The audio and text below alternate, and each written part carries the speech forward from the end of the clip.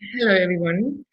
The start of this is always so awkward because we don't know when it starts. But anyway, I see the comments are flying in already. Hello, everyone, and welcome to our second episode of Safari Planning. My creative team and I have been immensely overwhelmed with the positive feedback and the inspiring feedback we have received after our first episode, which was Safari Planning in Namibia. Thank you. Thank you also to the creative team in the background, Alessa, Kim, Chris, who making this all happen, and of course Erica, who presented last month's session. And it's really showed us that people are travel hungry, and it is for us in the tourism industry so encouraging and beautiful to see that that people are keen to travel and engage on travel.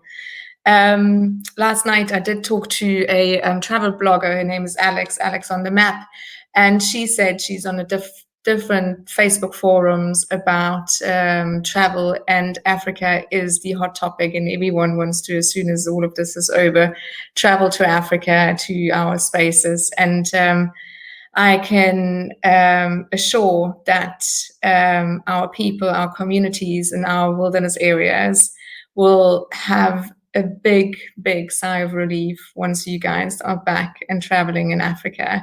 And once you guys set foot here again. And in the meantime, though, I want to give a little shout out to our foundation. I hope you don't mind me doing that. Yes, on the ground, we are struggling with the effects of COVID, and tourism is a driver of conservation and community engagement. So I would like to invite you to please visit our foundation's website, growafrica.com, and see how even from a distance you can still make a positive impact, even though you can't travel right now. With as little as $25, for instance, you can keep a child in school or sponsor an anti-poaching unit ranger. So if you could do that, it would be really welcome, and our people on the ground and us would be forever grateful.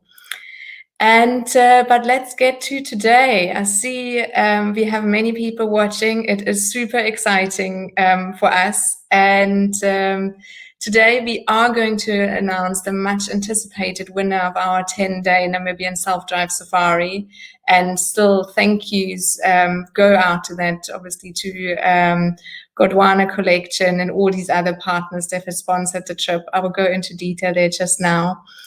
And then in today's episode, it's all about Botswana. So I'm excited to have some powerful females and wonderful females with me today, including Peter Ellison.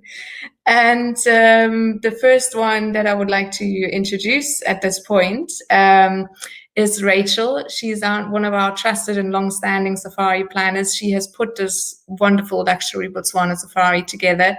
She will tell us all about why she chose Botswana. And she actually arrived in South Africa after a year of backpacking. And we will then be joined by our partners such as National Selections, Footsteps in Africa, and I also want to give a shout out to Hideaways as well as Little Pan, who are part of today's episode. The itinerary will of course be available on our website, and let me maybe go straight into introducing the other partners. So besides Rachel, we're going to have Chantal again on our chat. Chantal is one of our long-standing professional guides, has been guiding for us for genuine safaris for more than 17 years, and will give, I'm sure, very delightful insights in this Botswana trip that we are presenting today. And then Tessa is joining us. Tessa has been involved in Botswana tourism for over 14 years. She is now with Delta Camp, which is part of Footsteps in Africa.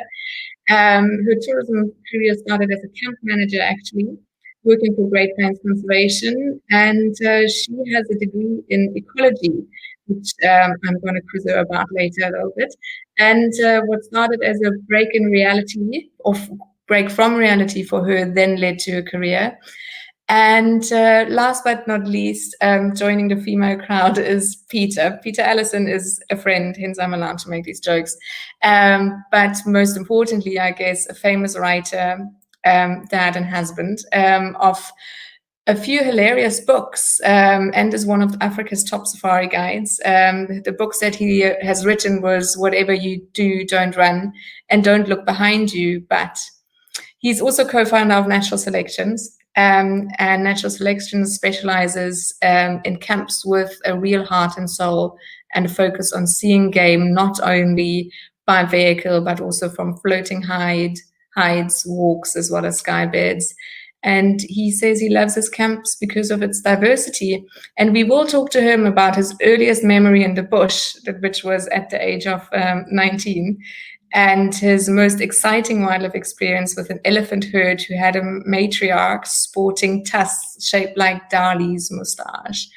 So I'm excited to have all of these people on board, but let's get to the most exciting part today, which is announcing the winner of our 10-day Namibian adventure. And here, just a very, very big thank you for everyone who entered, for everyone who supported this. And it was amazing to see the new followers and welcome so many followers and friends to our platform. We've gone through all comments and on Facebook and Instagram, and the lucky winner was chosen at random. And unfortunately, those people that did not follow our steps, unfortunately, had to be excluded. We are very sorry about that. But try again for this trip. I mean, the Botswana trip is also a luxury safari that you can win at the end of this. We will share details. So I wish there was a drum roll. I can make one. The winner is going to win 1 night in Windhoek at Olive Grove Guest House, a night in the Kalahari at Zebra Kalahari Lodge and Spa, 2 nights in Aus with Kleinhaus Vista Desert Horse Inn, if you guys remember the talk about the desert horses, 1 night at Namib Desert Lodge and 1 night at Dune Star Camp, which is a sleep-out deck, both in the Namib Desert, 2 nights in Swakopmund at the Strand Hotel, and then last but not least, a night in Windhoek at Weinberg Hotel. So again, thank you for all our sponsors. It has been amazing working with you. And the winner, and I really hope she is listening, and I am so sorry that the random choice also went to a winner whose name is so hard to pronounce, but her name is Irina Suvandijev. And I am sorry if I pronounce this name wrong, but I hope you are here. And if you are here, please, please, please comment, let us know how you feel.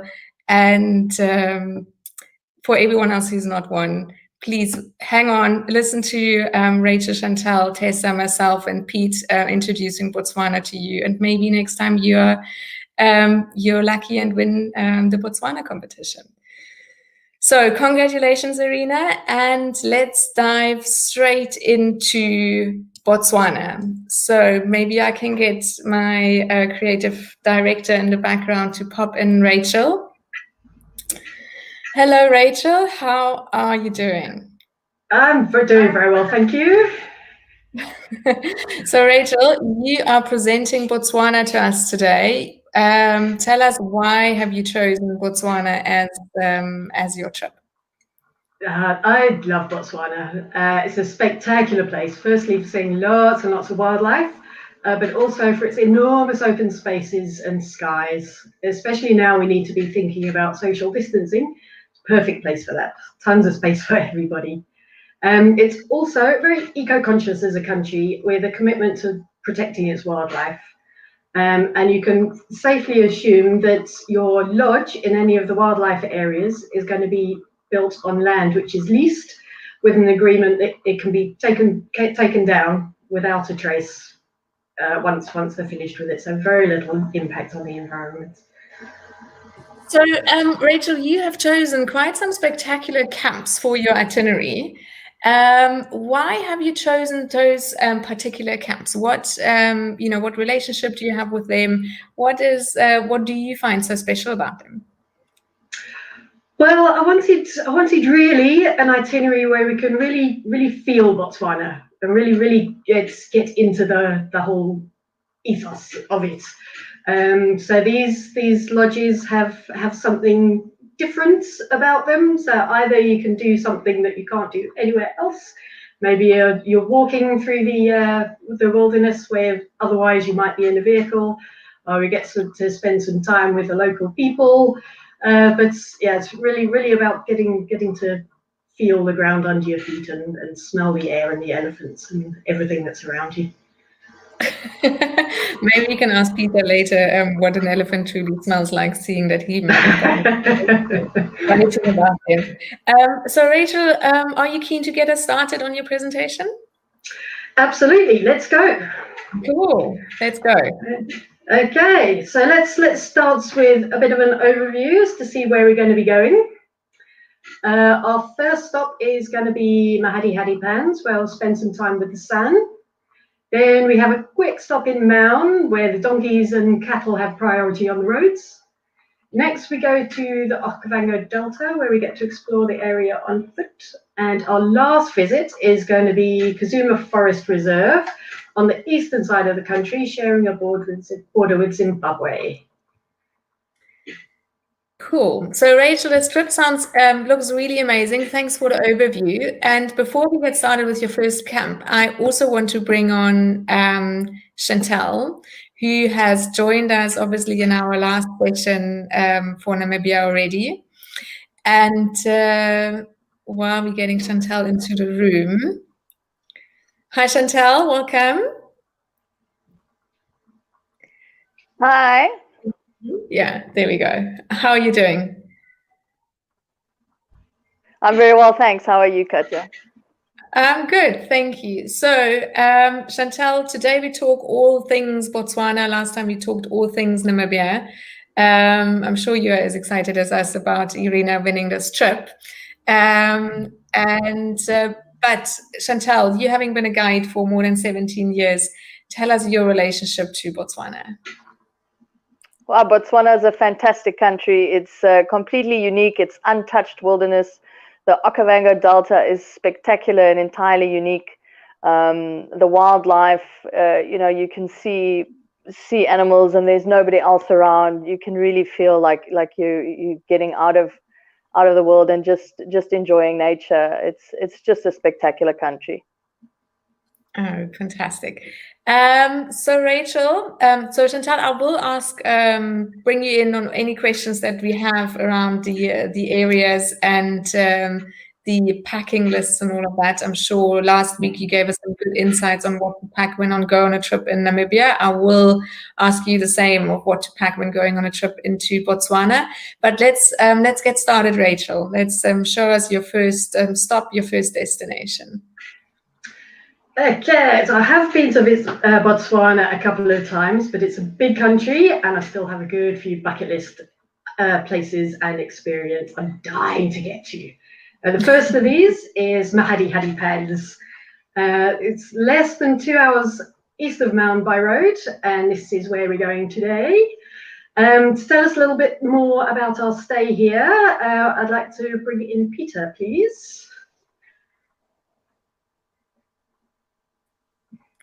Oh, yeah. Lucky so 13 minutes into the stream. Pete, so nice to have you. I hope my introduction earlier was sufficient. And I'm feeling particularly feminine, yes. I'm not sitting in a feminine way. We had a debate whether Peter's wearing trousers, but he didn't want to tell us. So I wondered if he would do it live.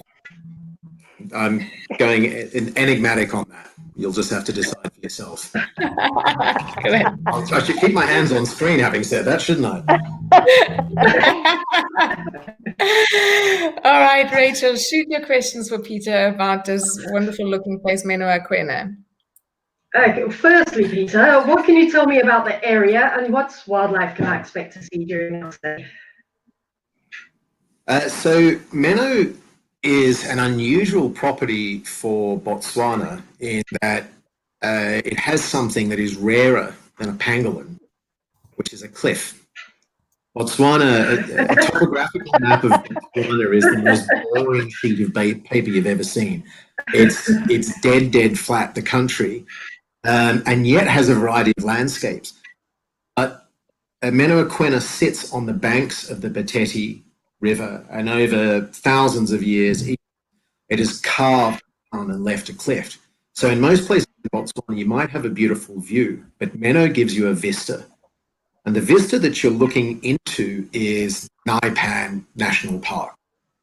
And so you have a spectacular, great big open view. It's one of these wonderful places where you really see the sweep of the whole horizon. And throughout the right times of the year, that horizon is going to, throughout the year, it's going to include elephants, things like kudu, bushbuck, and so on. The right time of year, it's going to have not hundreds, but thousands, perhaps tens of thousands of zebra. We semi-regularly see African wild dog coming down to the river to drink. This river is, of course, a magnet. You mentioned the Maharihari pans. That was for many years considered impenetrable, not just to European explorers, but even the bushmen who were indigenous to the area looked at those pans and used to describe it as a place that if you walked into, you would never, ever return from. And they firmly believed that they were uncrossable. So you imagine if you've got a river running through it, how much life is attracted to it. So that's really, to me, what makes it so special from a landscape and wildlife perspective. Sounds amazing. That sounds amazing. We had the opportunity to spend some time with the San while we're here. What can we expect when we meet them?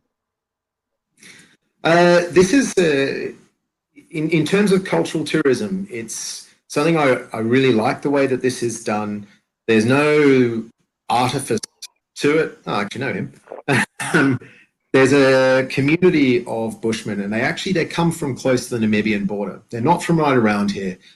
They live in an area that has no economic opportunity. There's no road near it. They have their very ancient and traditional way of life has become impossible due to the formation of parks and farmland around them. So what we do is over the course of a year between Meno Kwena and some of our other properties is we actually give the opportunity of employment to every single person in that community that wants it. And they rotate through every 3 months through our properties.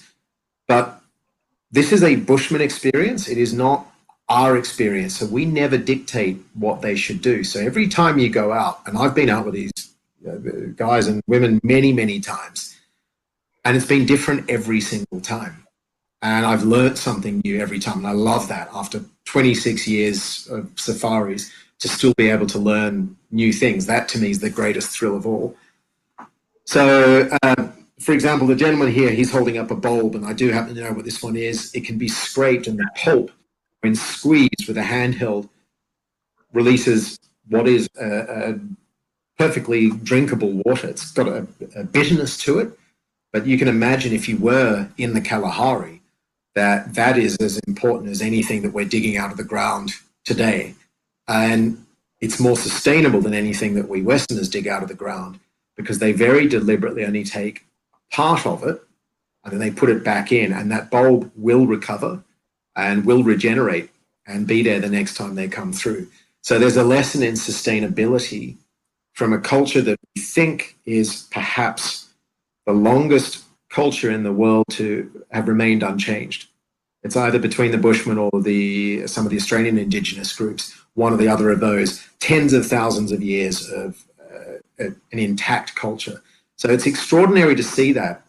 And a real positive from it is as their lifestyle has changed, the Bushmen people that are left in Botswana, Namibia, South Africa, and occasionally into Angola, the older generation have actually seen little purpose in teaching their youth their ancient traditions. You know, why would these kids need to know how to snare one of the small game birds, or how to make a poison from a grub to hunt larger wildlife? But as they demonstrate that to our audience, the people that are visiting us, our guests, and the young people that are with them see our reaction, our true awe. That word is so overused in travel, but here it is. You're amazed. You think these people are extraordinary. Immediately they're given respect by us. The young people want to learn their own culture. And it's a really wonderful way of preserving it, I think, without patronizing in any way whatsoever. And that's what I like. I've been in a lot of cultural experiences that I've found a little bit. I really think that this is done fantastically well, and I think it's mainly because they run it themselves. Mm. Peter, that is, I think that is beautiful to know, and especially you making that point twice that there's nothing that natural selections or the camp Meno Kwena has staged, and that often becomes a question that our guests have when they want to experience culture and want to understand what's happening on the ground, or they want to understand how the local where does the local culture derive from? So it's beautiful to see that your experiences that you're offering there are authentic, as that is the buzzword around that. Chantal, could you maybe speak a little bit into your experiences with the sun when traveling through Botswana or even Namibia and other areas where that's their home? What has been your experience? Yes, I find the Sand people extremely fascinating. Their knowledge on their surroundings, on the bush that they live in, is just astounding. And the way they pick up tiny little things when you spend a little while walking with them. They see a tiny little hole in the sand, and they'll start to slowly dig down, and they find these bees that actually make a hive for honey in the ground. They dig 1.5 meters down, and there's this lovely little hive, and they get some fresh honey.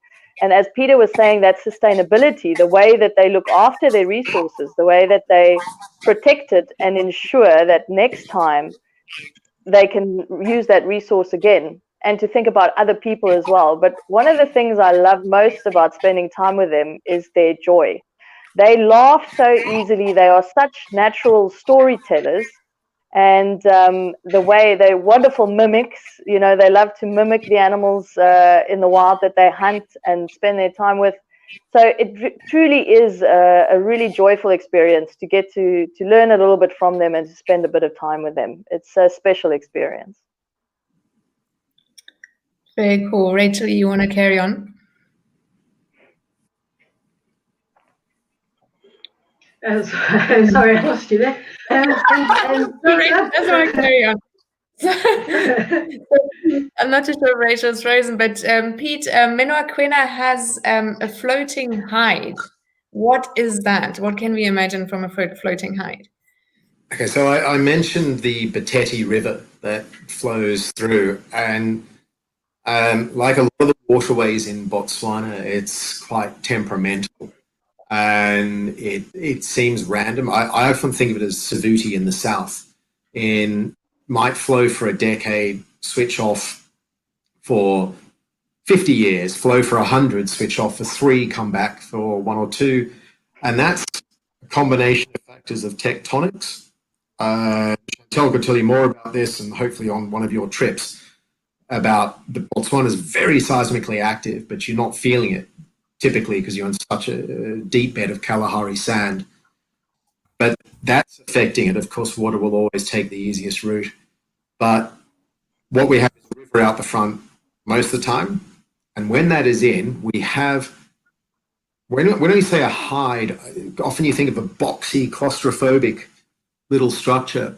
This is bigger than certainly any bedroom I've ever had. I work in ecotourism, though, so, clearly addicted to poverty. And it's kind of a living room sized structure.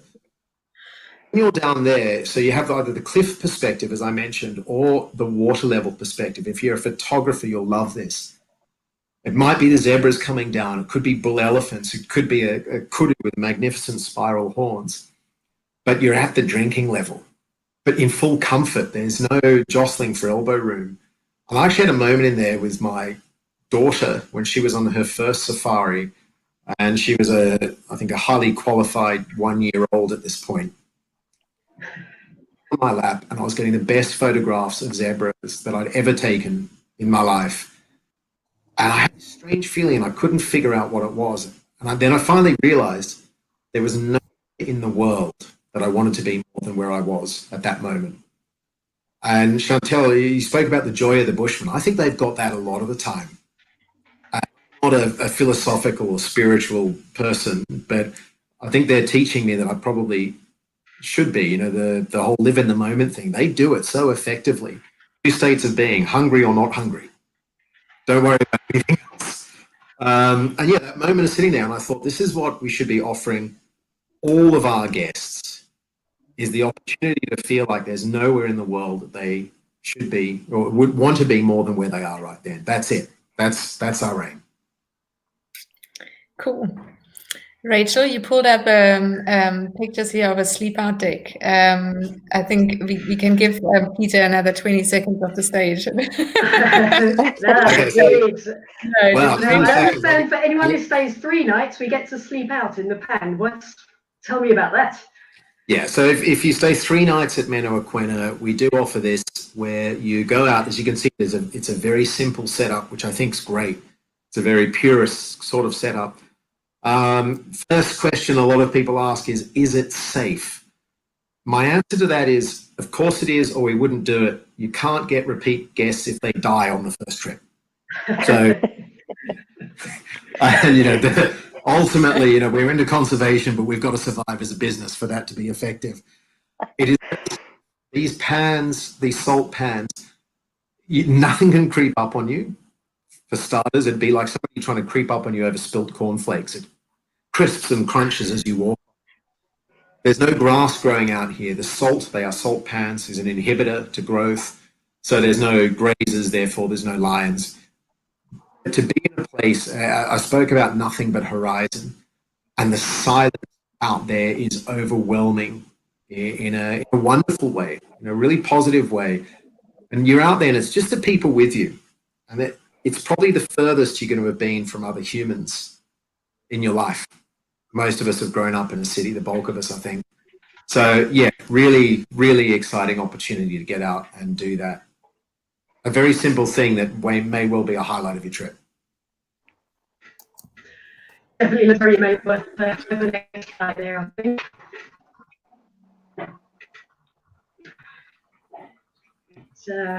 Yes. Thank you very much, Peter. Sadly, I think we need to move on from Meno or Kwena, but let's head back to Maun, where we spend the night. Shame, thanks, Peter. That was a great chat. just gone. Yeah. Rachel, you tell me a little bit about Maun. I know we're running a little bit short on time here, but what is Maun for you? Like, maybe if you can describe it in one sentence, what is it like? For me, it's excitement. It's the start of the trip and ready to go and start the tour, but it's also donkeys. Because you see donkeys scattered all about the town. I think it's a strange little place. Chantal, and for you, if you had to describe Maun in one sentence, what is it? Yeah, it's the gateway to the Okavango Delta. Yeah, it's where the magic starts. It's where you get sorted to go and take this amazing journey into a fantastic place. Okay. Rachel, do you have some pictures of Little Pan, the accommodation that you included into this trip? I have a couple of little pictures. We just have a night there, so let's just pop over quickly. It's just about 15 minutes out of town, so it's out of the hustle and bustle. You arrive by boat if it's high water seasons. You get there and see this funky little door. Take a few steps in, and you're greeted with this table as an impromptu welcome drinks bar. And ours was some fantastic gin tasting, I have to say, which is always more than welcome on a hot day.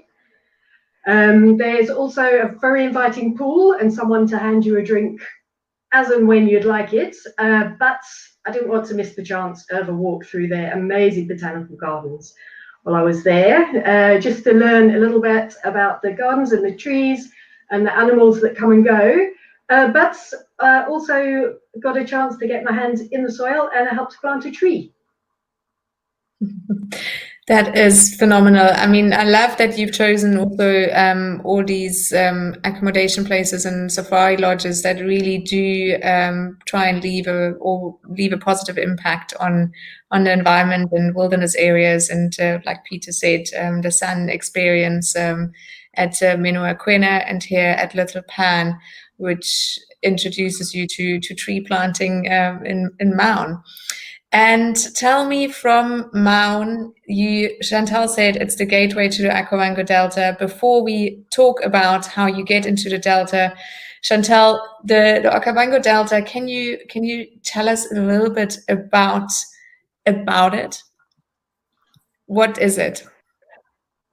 Yeah, well, the Okavango Delta is entirely unique. It is a river delta. It is the only river delta that never reaches the sea. Because of the way the landscape is, because of the Kalahari sand basin that we have, which covers most of Botswana, and that's slightly tilted, so we get a really lot of rain in Angola in the Northern Highlands, more than 2,500 millimeters per year during sort of December to March, and that rain takes a couple of months to get down to that area. And so this river flows down and then gets to this big sand basin that's slightly tilted, and it just spreads. And it just brings amazing life to the wildlife and to the vegetation and everything. So Kalahari, Botswana is 80% Kalahari, so it's really dry country. So this unique delta that doesn't reach the sea just provides so much sustenance to the wildlife of Botswana. So it's entirely unique experience, and these animals depend on it. So they actually will migrate through the country as the flood levels change within the delta. We're talking about a huge area, 15,000 square kilometers generally, and then that will grow right up to 18,000 square kilometers during flood season. So it's just an amazing, very unique place on Earth, probably one of the most unique you'll find. Wonderful. Thanks, Chantal. So Rachel, take us into the Delta. Okay, well, that is our next step, but part of the experience is getting there. And to get to most of the camps in the Delta, we need to take a charter flight. Now, this isn't the type of flight you're accustomed to. The planes are tiny, they seat just a few people, and the crew's very low. Your pilot's going to be sitting right in front of you. He'll turn around, give you a quick briefing, propeller goes, and you're off. From the window, you just look right below you, and there, amongst all the scenery, if you're lucky, maybe there's an elephant or a giraffe and some of the bigger animals you see wandering through the trees. I also find it fascinating to watch the shadow of the plane underneath me, but that's possibly one of my quirks rather than everybody's fascination there, I think. Cool. Rachel, I think it's time to get Tessa in, right? I think you're heading to Delta Camp, is that right? That's absolutely right. Let's go there. Hi, everyone. Hi, Tessa. Hey. Welcome. I'm sorry for making you wait for so long on the backstage there. No worries. It was wonderful hearing what everyone thinks of my hometown. So what do you think of lucky your to call Delta Town home. So Tessa, how would you describe Maun in one sentence? Now that I have got the expert here. I think the donkeys is pretty spot on. I think the one thing that I found that people say about Maun that is 100% true, and you can tell by the fact that how we all respond when they give us a booze. We've had one of those, like you've got an essay, they just locked us down out of booze again. And so I think Maun is a drinking town with a safari problem. And having said that, we're not alcoholics, we're just really, really passionate safari people who enjoy a good social gathering when we can. So yeah, so we're very lucky to live on the edge of this amazing Okavango Delta. Brilliant. And Tessa, I want to thank you as well. You guys are sponsoring, and Rachel, please correct me if I'm wrong, but if I'm if I'm right, you're sponsoring 3 nights at Delta Camp. And maybe we can bring the presentation, the images back in as we talk about it. 3 nights at Delta Camp, including the charter flights that are coming in. I love landing with a charter plane on one of these airstrips, which are just made of gravel. And I know you generally are greeted by your safari vehicle right on the landing strip, because they have to make sure that the runway is free of elephants or any other wildlife that choose to make the airstrip its local hangout. So first, thank you, Tessa. I mean, that is an amazing prize, and I'm sure the lucky winner will enjoy your camp to the T. So tell us about it, Rachel. You've got some questions prepared. I leave you to it. I do. Tessa, one of the very special things about Delta Camp is the way that all the rooms are built around the trees and with one side open to the floodplains. How did you come up with that idea, and how do you actually make it work? So the first tree house at Delta is literally a tree house, and it was originally a platform that was back in the days. Delta Camp was actually on the other end of the island, and it was where Oddballs was, and it was incredibly popular. Everybody wanted to sleep out in it, and it was definitely a fun party place. About 20 years ago, the camps were swapped over, and Oddballs was built on the other end of the island, and Delta took over the Oddball site. And the idea of the tree houses just grew off that one very, very popular deck. It became a full sleep out proper room. It still exists. It's about 3 stories high, proper tree house, bathrooms underneath you, and you're sleeping out there in the trees. It really is special and absolutely phenomenal to be out there. And not so much fun in a storm. You've got to be a bit brave on a stormy night. But when it's a beautiful still night, it really is spectacular. And the popularity of that just led into everything else being a tree house, even though some of them are not as high. So every room's built in a unique style. It's all built around the trees, and the trees are an integral part of the room. We've recently rebuilt 3 of our rooms, and in rebuilding them, kept that same ethos. So the trees are still central to the room. In one of them, the shower it almost wraps itself around the trunk of the tree, and your shower rose sticks out through the tree branches. And with all of that, trying to make the most of the beautiful view from Delta, you've got a glimpse of it there in your shot with the Ellie, that huge open floodplain, and there's no activity on that floodplain other than wildlife. So we can afford to have these massively open fronted rooms. There's no interruption. There's no chance of anyone catching you in the shower. And so we've got these beautiful open fronts. And then for those who feel a little bit vulnerable at night with total open front, we have canvas flaps that we can then tie down at night if you're a bit nervous about being that open. But I think most people by night 2 or 3 are they're keeping their flaps open and just enjoying the fact that there's this the noises travel straight into you. You're tucked behind a mozzie net, so you're not going to get bitten by anything, and you've got that beautiful view to wake up to in the morning.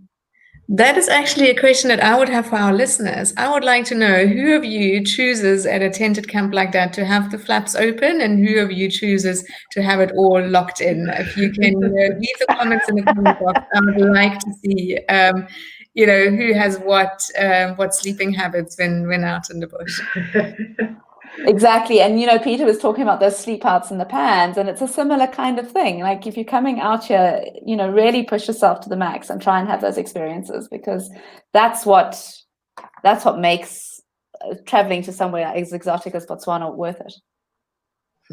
Cool. Rachel, take us further. I'm sure you've got more questions for Tessa prepared. One of the activities of mokoro trips. Can you tell us what's mokoro and how does this activity come about? So I think Rachel is breaking up. So I think she's asking about the gist of it. Yeah, okay, cool. Yeah, so a mokoro is a quintessential Delta experience, and it's not just a tourist experience. Actually, when you were showing those photos of the scenic flight into the Delta, I was having a little bit of sort of homesickness, because with the lockdown, our flights have been massively reduced, and I've actually been going into camp by boat, which is an incredible experience, but I'm really missing the planes. And on my last trip boating in, I passed a family on about 4 mokoro, loaded to the absolute hilt. Like, I would not get on that boat. It was totally loaded. And they were off going from Boro village up into the Delta to go fishing. And it was wonderful to see it, because those people would normally at this time of year be busy with tourists and busy taking guests out on trips into the Delta. And to see people reverting to their traditional use of the boat was really actually quite nice and special to see. So these are like silver linings of what's happening at the moment. But one of the things that is so authentic about the mokoro is its cultural use. And so, like you're saying, Botswana offers that experience, to experience something on the ground that really is a cultural experience without it feeling like you're visiting a cultural village. And the mokoro is one of those. We are very, very fortunate that we are using still the authentic wooden mokoros. It allows the craft and the tradition of mokoro crafting and carving to still exist, where in most other camps they are using fiberglass. So our mokoros are all owned by the guides who pole them, and they see it as an integral tool in their guiding arsenal, and it's a part of their toolkit, and they take great pride in looking after them and then poling them. So it's like a guide taking you in his vehicle that he's bought and looked after. And it is the most peaceful, special experience. It is soft and slow, and yet at the same time exhilarating, because you're going over water that is moving. It does have wildlife in it. You do have ellies crossing the river in front of you. You can see great bird life, because you can sneak up so much closer on them by mokoro than you would in a motorboat. And you're low, which I think is the nicest thing. Your bottom's actually below the water level. So you really are experiencing everything at sort of hippo eye height. And it's really a very special experience. I do love them. Something else I think is special about your camps is that my room comes with my own guide. What can you tell me about my guide, and what can I hope to experience while I'm there? So at Delta Camp, we offer a rather unusual guide allocation, and that is that every 2 guests get their own guide. That's coming from the mokoros, because of the fact that a mokoro can only take 2 people, and every guide then has his own mokoro with 2 guests in it. But it means that you are able to get the most direct access to your guide. You're not sharing him with anybody. You're not getting somebody else's questions that are not in your interest level being asked of the guide. And if you, like you talked about right at the beginning, Rachel, want to get into the country and understand the people, you're really able to build that relationship with that person, and you're spending time with that guide one-on-one or two-on-one and really getting to understand their life. There's also the local village where most of our guides are from nearby, and if anyone wants to have a more deeper understanding of the culture, they're also welcome to go to the village. But generally, people will find that just talking to their guide and going through the walks with their guides is a pretty in-depth cultural experience. And of course, then you're going with somebody who's grown up in this environment. This is his backyard. It's his home where he grew up. And so he's going to share with you stuff that's not in the books. It's slightly different knowledge than a guide who's learned through a course or studied guiding from somebody who's actually grown up there. And they've got their own stories about the shenanigans they got up to on that river when they were teenagers and all that kind of thing. That's amazing. Thank you. Okay, I think we have some technical issues here in the background with the presentation, if I'm not mistaken. So, Tessa, I have I think our listeners here have chosen. So, and I have some ways of you saving some money. So, if you rebuild your camp, you don't need any flaps anymore. Everyone wants to sleep in the open. Fantastic! I love it. So, thank you, everyone. I love it. We're actually thank you, everyone, saving us some cash down here. In the room, Our one family room unfortunately didn't get 100% built before lockdown, so we haven't bought the canvas flats yet. We'll leave them off the budget. We'll just leave them out. Great. Chantal, what has been your most exciting experience in the Okavango Delta? Oh, there's been so many over the years. Just to add, the mokoro trips are something special. It's a unique experience. The silence, the sound of the pole dipping in the water as you slowly glide through is fantastic. So I've had some hair-raising moments in mokoros over the years. You all of a sudden hear a bit of a hippo grumble in the reeds not too far away, and hear a quick splash, and your heart beats faster at a few of those. But yeah, for me, it's magical when you get off the mokoro and you go for a walk in the wildlife area, and you get down to see the smaller things and the tracks and the dung, and learn more about the trees and stuff. And then inevitably you'll run into a herd of elephants at some point and get the heart pumping again. Yeah, it's just spectacular. So Chantal and Tessa, also at Delta Camp, you do, besides the mokoros, you also do game walks, which are included on your trip. And Chantal, you as a professional guide here on the call, tell us a little bit about the Big Five and the Little Five, as Rachel told me on backstage earlier on. Yeah, so the Big Five is really famous. Everybody knows them, and of course they're on the top of the list of what you want to see when you come to Africa. The Big Five is buffalo, elephant, rhinoceros, leopard, and lion. But then there's something that's even more extraordinary, is the Little Five, and that would be the buffalo weaver, which is a bird, and then we've got the rhinoceros beetle, which is a large black beetle with a big horn, and we've got the leopard tortoise, which is Southern Africa's largest tortoise species, and we've got the elephant shrew, which is nowadays called the Sunni. And we also have the ant lion, which is a predatory insect which feeds on ants. And so they're extraordinary species, and they're much harder to find than the Big Five. You have to really go looking for them. But so that's certainly something that you could do on a walk, is you get that opportunity to see those smaller things. Okay, Tessa, is there anything else you would like to share with us about Delta Camp? No, other than the fact that this is just the spot to come when I think it's a great contrast with Meno Kwena. So big up to Rachel for this itinerary. I think it's really well combined, because you've got that dry of the desert, and then you come to the lush Okavango. And you're again with people who are native to the area, and you're just there to experience warm Botswana hospitality in an intimate setting where you can just feel at home and relax. And we sort of like to say it's all about the adventure and experience, and everything else is there just to support it. So making the most of the view and just enjoying that peaceful nature. And we're very proudly no Wi-Fi, so that you really can switch off and enjoy it. Amazing, Tessa. So for how old is Delta Camp? Oh, Delta Camp, it's I actually can't even give you the exact date, because it's older than the company who runs it now. So 70s. It goes back, way back. And it's been in its current location for about 20 years. So what's really interesting to me is that, as I said, we recently rebuilt 3 of the rooms, and to see the rooms rebuilt with fresh material, and we use natural reeds for the walls, so which is also great because it gives the community work. The community get income from the harvesting of the reeds, as well as making the walls with the reeds. And so again, you're bringing that sustainability. The footprint of our rooms is actually really small. To build a family unit, I think we bring in like 3 trucks worth of building materials. Everything else is local.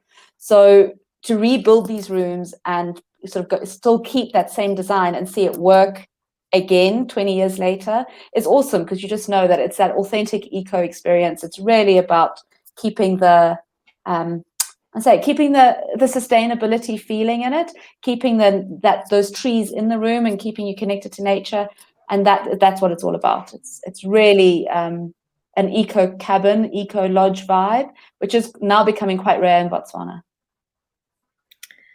Thank you, Tessa. That was really great, and it was really lovely having you here. And thank you again for your amazing sponsorship for this prize. And yes, you guys all need to hang on to figure out how to win this prize, and to also obviously see what's up next on the itinerary, because we are going traveling for 9 days through Botswana. So and thanks, we can't Tessa. wait to welcome the winner. So I look forward to whoever wins it coming and joining us and hosting them in camp. Okay, cool. Thanks, Tessa. It was lovely being with you. Yes. And Rachel, do you want to take us to your next destination? I do. So next we get on another flight to Kasane, and from there we take a road trip to Camp Kuzuma, which is in Kuzuma Forest Reserve. One of the wonderful things about the camp is its own waterhole in front of the camp, where the wildlife comes to you, and you can just enjoy it wandering around you while you enjoy one of the fantastic G&Ts from the pool. But we can't stay in the pool the whole time. Camp Kuzuma's in a very important wildlife corridor. Chantal, can you tell us what we can expect to see on our sunrise and sunset game drives here? Oh, well, I can see you've got some warthogs and giraffes in your pictures there. Yeah, so definitely always elephants as well. Elephants and Botswana go hand in hand. So, and that forest is such a wonderful habitat for wildlife.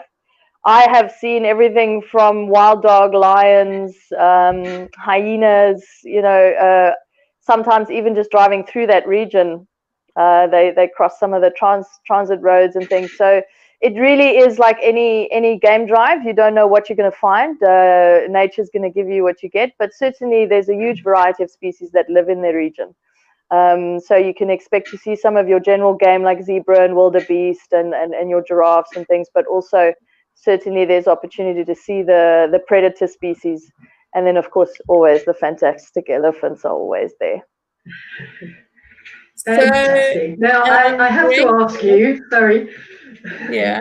While I was there, I saw this strange fuzzy thing, which I learned was the nest of forgive me if I get the name wrong, foam nest frog. Can you tell me why it does this and how? Yes, that's a wonderful picture you've got there. This is quite a common sight during the rainy season in the areas where these frogs live. So yeah, it's called the foam nest frog, and it's actually an arboreal frog. So that means they live in trees mainly. They don't really spend a lot of time in water. But of course, frogs have tadpoles, so tadpoles need water to survive. So what the male and female does, actually, it's an interesting species because they are one of the most polyandrous species. So that means that the female mates with many males, sometimes up to about 12 in one sitting. So what will happen is the female will find a pond area, and she'll be in the tree just above it or in some reeds. And the male, who's quite a bit smaller, will come and actually attach himself to the female. So she will be laying the eggs with a sort of jelly substance, and then together with their feet, as he deposits the sperm onto these eggs, they will make like a froth with this sort of jelly, and it creates this almost like a meringue, and that will slowly then sort of set. And so the eggs are all inside there. Over 1,200 eggs can be in one of these small foam nests. And then within a few days, the little tadpoles will hatch, and they'll actually drop down out of the foam into the water, where they can then live in the water for a little while and then develop into some foam nest frogs themselves. But yeah, this is a fantastic picture that you've got there. And it's, like I say, it's quite a common sight during the rainy season. It's ingenious the way nature finds a way to save these little tadpoles and get them where they need to be and how they can survive. Absolutely weird and wonderful. So, yeah. Rachel, I mean, one of the most amazing things about Camp Kuzuma, and unfortunately, I guess COVID kind of paused that idea or that project, unfortunately. But Camp Kuzuma is one of the few camps in Botswana that offers hot air ballooning.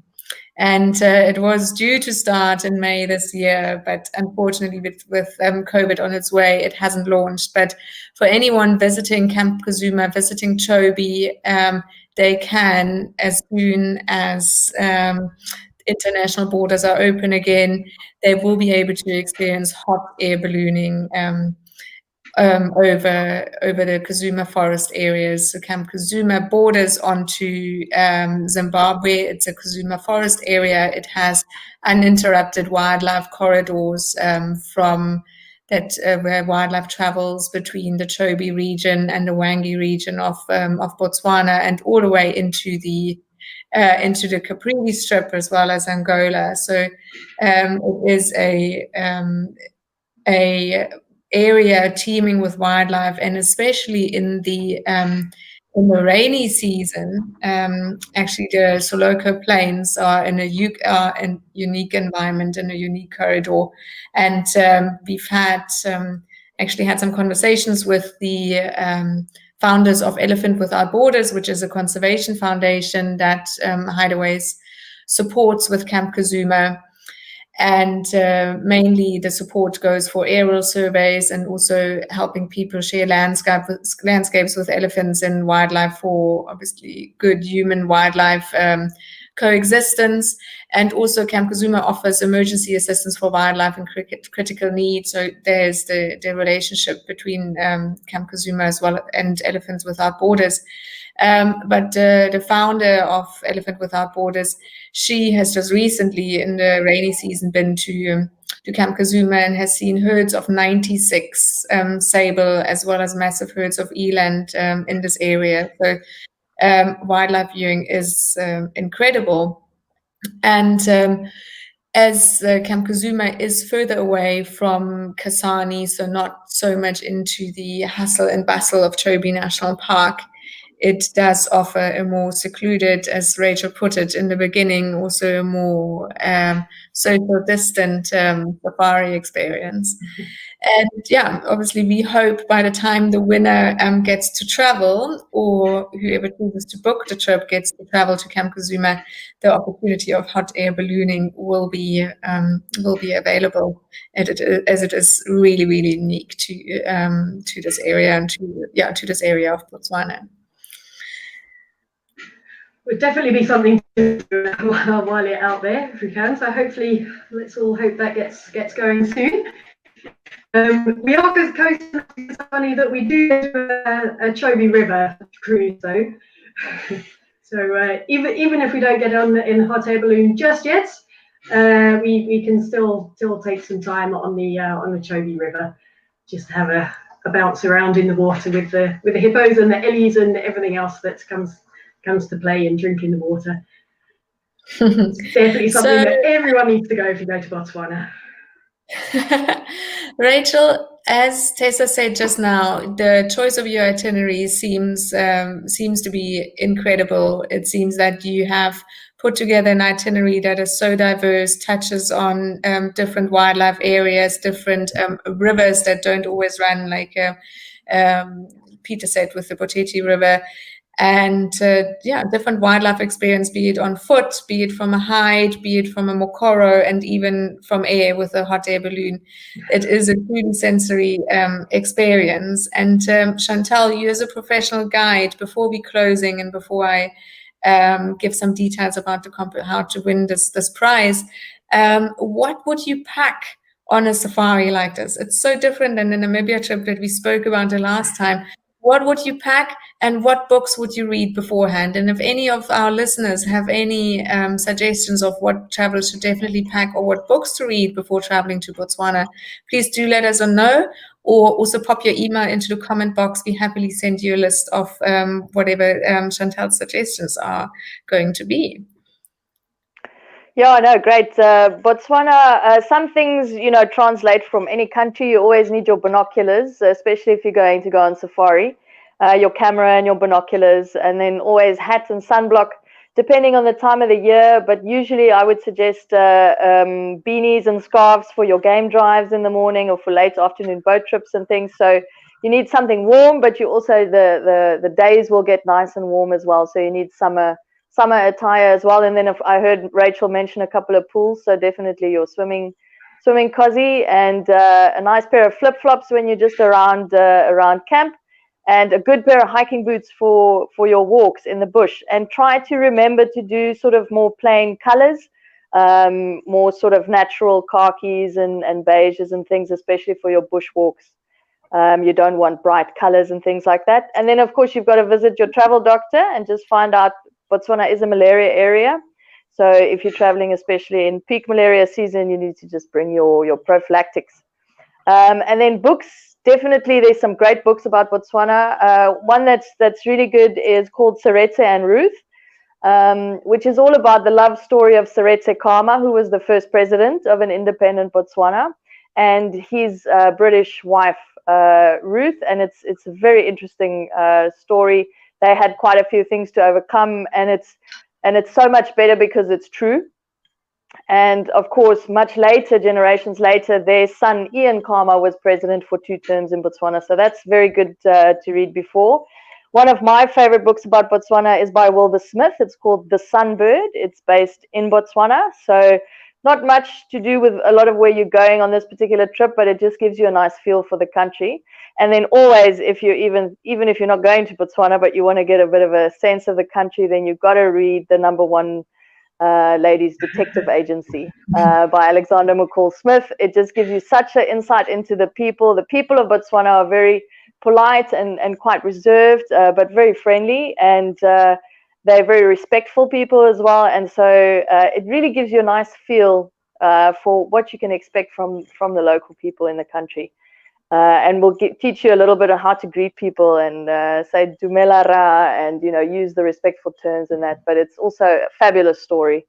And then Veronica Ruert has some really interesting books as well about the wildlife. I mean the fauna and flora. So she's got a book on the trees, but it's really interesting because there's a few common trees, but then she always gives interesting information about medicinal values, but also little stories about the sand people and little traditions and things. So it's a great book, even if you're going to have guides and stuff. It's a really great book to have as a guest, which you can page through as you travel along. And she's got one on wildflowers and then one on the trees and shrubs.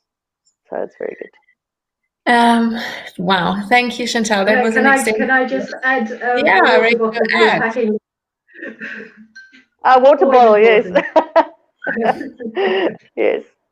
And at all times a recyclable or refillable water bottle, right? Absolutely. Yes. So congratulations, Rachel. The trip that you've put together is a really, really wonderful trip. We will be launching how to win this trip tomorrow on the Jane Safaris Facebook and Instagram pages. This trip, maybe, Rachel, I know you have a last slide in your presentation. Maybe you want to pull it up if you can. If not, not to worry. I'm just mentioning. So you're going to win 2 nights at Meno, Kwena, 1 night at Little Pan in Maun. Then you're winning 3 nights, in the Okavango Delta. Delta camp with Footsteps in Africa. Then another 2 nights at Camp Kuzuma. At this place where you are able to do hot air ballooning and really do game drives for the Little 5 and Big 5 in these wildlife corridors. 2 charter flights are included as well as transfers. It is a phenomenal prize, and obviously we will be launching also for the rest of the year this itinerary on our website with some specials to book. So, and again, I'm thanking all of our partners. Everyone who's mentioned on the slide has been phenomenal in the support. Rachel, you have been incredible putting this together. I know it's your first time on screen. You've done so well. Chantal, also thank you. And in true Botswana style, I'm going to just say kia leboga ma. Chantal, thank you for your beautiful Botswana language. And thank you, everyone. Thank you for staying tuned. Thank you for all your support. I must honestly say my creative team behind the scenes is amazed and so surprised and so happy about all the love and shares and likes and comments we get from you guys. It's a wonderful community we've built during this time. And I thank everyone for their hard work in their background. Kia ora bocha, everyone. And I see you soon in a month's time, where we will announce the winner of the competition. And then not sure yet about the next topic. It may be Zimbabwe or it may be Madagascar. But we'll stay tuned. And thanks, everyone. Thanks, everybody. Cheers.